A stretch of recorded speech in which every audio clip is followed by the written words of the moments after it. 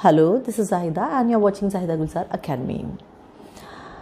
Friends, मैंने ये video सारे ही स्टूडेंट्स के लिए बनाई है और साथ ही ये वीडियो उन लोगों को भी हेल्प करने वाली है जो कि पेरेंट्स हैं और वो अपने बच्चों को पढ़ाते हैं, जिनके बच्चे छोटे हैं, प्राइमरी में हैं या फिर वो सेकेंडरी में हैं। आप लोगों के लिए इस टाइम ये जानना बहुत ज़रूरी है कि हम लोग अगर घर पे पढ़ते हैं तो कैसे पढ़ें और हम क्या पढ़ें।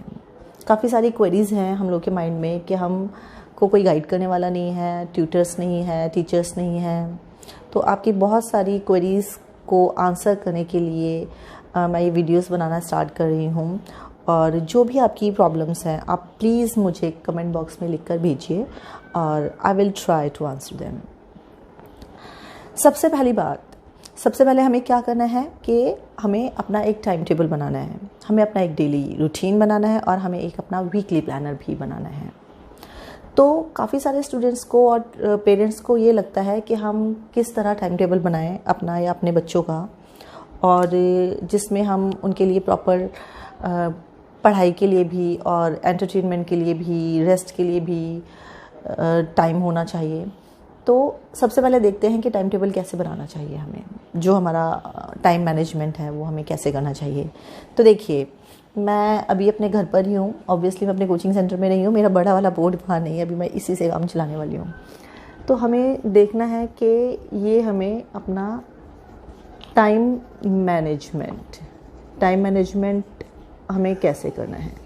आपको क्या करना है, आपको ऐसे एक जो बड़ा सा रजिस्टर या कॉपी होती है उसका पिन पेज लेना है और उसको ऐसे खोलना है और ये इस तरह से आपको ये इस साइड वाला पेज रहेगा और ये दूसरी साइड में, आपको रजिस्टर में भी दिखा देती हूँ। आपको ऐसे लेना है,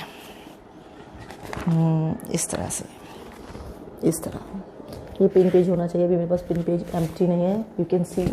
तो आपको ये दोनों पेजेस का यूज़ करना है। ऊपर आपको यहाँ पर हेडिंग देनी है टाइम मैनेजमेंट, ठीक है। Then what you have to let me help you, what you have to do. इस साइड हम लोग क्या करेंगे, इस साइड हम अपना वीकली प्लानर बनाएंगे, ठीक है। और इस साइड हम लोग बनाएंगे अपना डेली रूटीन, ओके। तो वीकली प्लानर हो गया, डेली रूटीन हो गया। फिर हम यहाँ पर एक कॉलम बनाएंगे, यहाँ पर भी एक कॉलम बनाएंगे। देन यहाँ पर हमें क्या करना है, ऐसे एक लाइन ड्रॉ करनी है, सेम वे इस लाइन को हमें आगे तक कंटिन्यू करना है। एंड देन हम क्या करते हैं, यहाँ पर हम लिखेंगे डेज़ और यहाँ पर हम लिखेंगे आवर्स, ठीक है। ये हमारा डेज़ हो गया और इधर हमारा आवर्स हो गया, ओके। अब हम इसे अपने कितना 1 2 3 4 5 6 एंड 7 पार्ट्स में इसको हम डिवाइड कर देंगे because of 7 days, like this, okay. फिर हम यहाँ पर स्टार्ट करेंगे। चलिए पहले हम इधर आते हैं। अब इधर हमें क्या करना है, यहाँ पर हमें लिखना है आवर्स। देखिए यहाँ पर हमने क्या किया था, यहाँ हमने डेज़ और इस साइड आवर्स लिखा था, बट इस साइड हमें यहाँ आवर्स लिखना है और यहाँ पर हमें लिखना है डे, ठीक है। यहाँ डे लिखना है, डे और डेज़। फिर इसे हमें 2 कॉलम्स में बांटना है। ये आपका वीक डेज आएगा और ये आएगा आपका वीकेंड, ठीक है। अभी तो सारे ही वीकेंड है ये, बट ये आपको बाद में भी हेल्प कर सकता है। और अभी भी हम लोग, क्योंकि जो हमारे मंडे टू फ्राइडे जो डेज़ होते हैं उन्हें हम वीक डेज़ मानकर ही चलेंगे। भले हम लोग स्कूल नहीं जा रहे हैं, कोचिंग नहीं जा रहे हैं, लेकिन हमें क्योंकि उसी टाइम टेबल के अकॉर्डिंग पढ़ाई करनी है। और ये हमारा वीकेंड का जो कॉलम है इसको हम सैटरडे या संडे लेकर चलेंगे, ठीक है। अब यहाँ पर जो हमारे आवर्स आए हैं इसको हम 2 कॉलम्स में भी बांट सकते हैं और 3 कॉलम्स में भी बांट सकते हैं।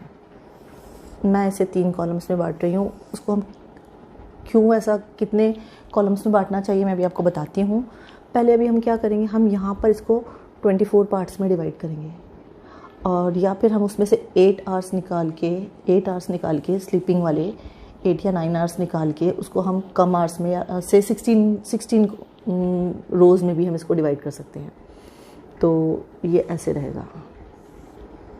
मेरे पास ये बोर्ड थोड़ा छोटा है तो मैं इसको अकॉर्डिंगली नहीं कर पाऊँगी, आप उसमें लाइंस के अकॉर्डिंग कर सकते हैं। यहाँ पर हमारे पास बहुत सारी लाइंस होती हैं, हम आराम से 24 भी यूज़ कर सकते हैं, 24 लाइंस भी आराम से यूज़ कर सकते हैं। ठीक है, अब हम लोग अक्सर मंडे से स्टार्ट करते हैं अपना वीक, लेकिन मैं वीक स्टार्ट करती हूँ सैटरडे से, क्योंकि सैटरडे वीकेंड होता है। Saturday, then Sunday, then Monday, Tuesday, Wednesday, Thursday और फ्राइडे। ओके, तो सैटरडे और संडे से क्यों हम स्टार्ट करते हैं? क्योंकि सैटरडे और संडे हमारा वो वाला टाइम होता है जब हम लोग नेक्स्ट वीक को प्लान करते हैं, और हमारे जो बहुत सारे वीकली काम होते हैं वो हम इस टाइम में कवर करते हैं, इसलिए वो थोड़ा रिलैक्सिंग वाला टाइम भी होता है। तो मेरे ज़्यादातर मैं यहाँ पर सैटरडे स्टार्ट करती हूँ, आप मंडे से भी स्टार्ट कर सकते हैं, आप सैटरडे संडे को लास्ट में लिख सकते हैं, नो प्रॉब्लम, फाइन। नो, सुबह हम सपोज़ 6 बजे उठते हैं या 5 बजे या 7 बजे या 8 बजे, जिस भी टाइम हम उठते हैं वहाँ से हमारा डे स्टार्ट होता है। लेकिन मैं इसको स्टार्ट करती हूँ रात को, उस टाइम से जब हम बेड पर सोने के लिए जाते हैं। थोड़ा सा उल्टा है। हम लोग सपोज़ चाहते हैं कि हम 10 बजे सो जाएं, तो हम यहाँ पर लिखेंगे 10 PM और फिर हम यहाँ लिखेंगे गो टू बेड। अब अगर आपने 24 रोज़ ली हैं तो आप यहाँ से 10 to 11, ये 10 to 11 हो जाएगा फर्स्ट रो जो है, फिर 11 to 12, 12 to 1, 1 to 2। यहाँ पर आप स्लीपिंग ऐसे कर सकते हो, या फिर आप उसको मिस भी कर सकते हो। ठीक है, उसके बाद हम नीचे सपोज़ हम 6 o'clock उठते हैं, तो हम यहाँ पर लिखेंगे 6 to 7। हमें यहाँ पर ना पॉइंट ऑफ टाइम यूज़ नहीं करना, मतलब हमें सिर्फ 6 बजे नहीं लिखना, हमें टाइम ड्यूरेशन यूज़ करना है। 6 to 7, 7 to 8। अब हम इस 1 घंटे के बीच में क्या क्या करेंगे वो हमें उसमें लिखना है। सपोज़ 6 से 7 मैंने यहाँ लिखा, तो 6 to 7 हमने वेकअप, और वेकअप के बाद कॉमा और गेट फ्रेश, कॉमा और टी और ब्रेकफास्ट या मिल्क जो भी है आप यहाँ पर लिख सकते हो। देन जितने भी काम आपको इस टाइम पीरियड में करने हैं, देन 7 to 8, देन 8 to 9। इस तरह से हमें पूरे 24 आवर्स को यहाँ पर मेंशन करना है, टाइम को मेंशन करना है। ये हमारा वीकडेज़ का है। वीकेंड में कई बार ये होता है कि हम लोग पढ़ाई थोड़ी कम करते हैं और दूसरी एक्टिविटीज़ ज़्यादा करते हैं, तो यहाँ पर हमें उसके अकॉर्डिंग अपना टाइम टेबल बनाना है। अब ये जो हमारा फिक्स वाला टाइम होता है, इसके बारे में मैं आपको बताने वाली हूँ कि ये कॉलम्स हमने क्यों बनाए थे। ये जो हमारा फिक्स वाला टाइम होता है, इस फिक्स वाले टाइम के बीच में कुछ आवर्स ऐसे होते हैं जिन आवर्स में हम लोग कुछ नहीं कर रहे होते, हमें नहीं पता होता कि हमें इस टाइम क्या करना है। तो वो एक आवर काउंट करके, अगर हमारे पास वो एक आवर रोज़ है, suppose 5 to 6 in the evening हमारे पास रोज़ है, तो हमारे पास हफ्ते में कितने आवर्स हो गए? 7 आवर्स हो गए। और उन 7 आवर्स में हम कोई भी ऐसा काम कर सकते हैं जो हमारे रूटीन वर्क से के अलावा है, और मतलब हम लोग उस टाइम इंग्लिश नहीं पढ़ रहे। ऑब्वियसली हमने इंग्लिश हिंदी सब चीज़ों के लिए टाइम मैनेज किया हुआ है, लेकिन मान लो उस टाइम हम सिर्फ किसी भी स्किल को डेवलप करने के लिए हम उस टाइम को यूज़ कर सकते हैं, या फिर हम किसी ऐसी एक्टिविटी के लिए उस टाइम को यूज़ कर सकते हैं जिसके लिए हमें नॉर्मल रूटीन में टाइम नहीं मिलता। सपोज़ हमारे पास ये 5 to 6 वाला इवनिंग में टाइम है, तो हम यहाँ पर लिख सकते हैं 5 to 7। इसी तरह रात में सपोज़ 8 to 9 हम फ्री हैं, डिनर शायद हमने 8 से पहले कर लिया, या 9 to 10 फ्री। चलिए मैं यहाँ 9 to 10 लिख देती हूँ।